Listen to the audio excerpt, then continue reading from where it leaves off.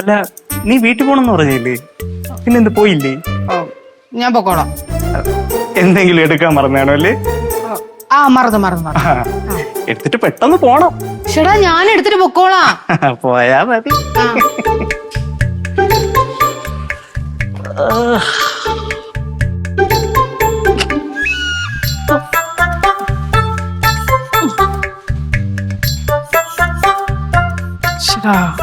ഇപ്പൊ എങ്ങനെ ഒന്ന് പോവാൻ പറ്റുന്നേ? മുന്നിലത്തെ വാതിലൂടെ എന്തായാലും പോകാൻ പറ്റില്ല. വേറെന്തോ ഒരു വഴി.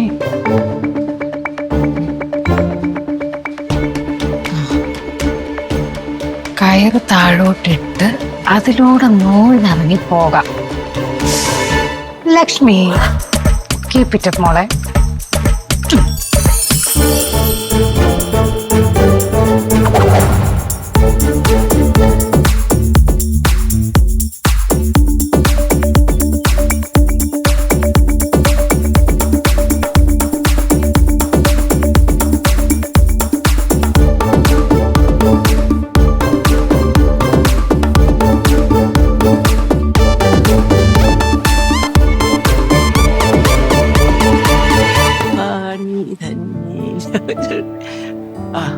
ഓനെ എന്ത് ചെയ്ത് നോക്ക്, മുത്തുവിനോട് ചോദിച്ചു നോക്കി വിളക്കൊക്കെ റെഡി ആയത് കൊണ്ടുവരാൻ പറ.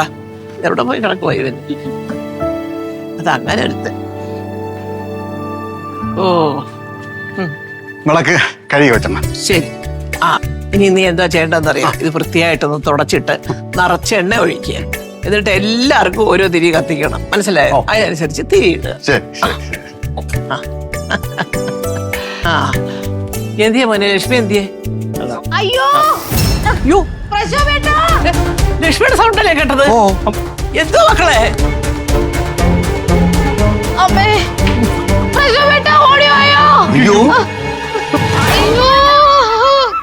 ഇതെവിടുന്ന്? അയ്യോ കയറ് തൊടല് തൂങ്ങിച്ചാവാൻ നോക്കിയതാ. പ്രശ്നം ഒരു പ്രശ്നമില്ല. പിന്നെ തൂങ്ങിച്ചാവാൻ നോക്കിയത് എനിക്ക് എങ്ങനെ അറിയാം? എടി അതെ, പണി കിട്ടിയല്ല. ഇതാണ് പറയണത്, മൂത്തവര് പറയണത് കേൾക്കണോ? കേട്ടാ? തത്വം പറയുന്നത് എന്നെ വലിച്ചു പൊക്ക്.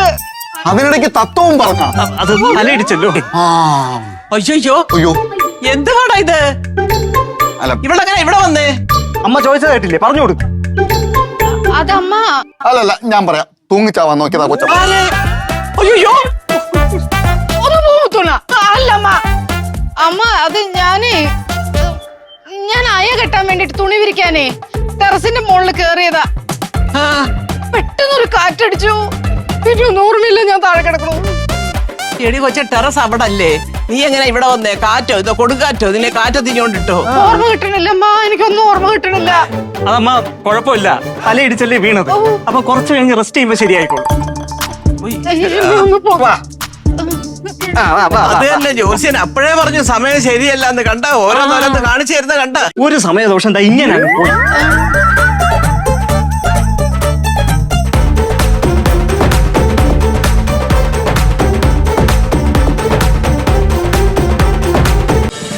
ഫ്ലവേഴ്സ് ഒരുക്കുന്ന കാഴ്ച വസന്തം യൂട്യൂബിൽ പ്രേക്ഷകർക്ക് ലൈവായി കാണാം.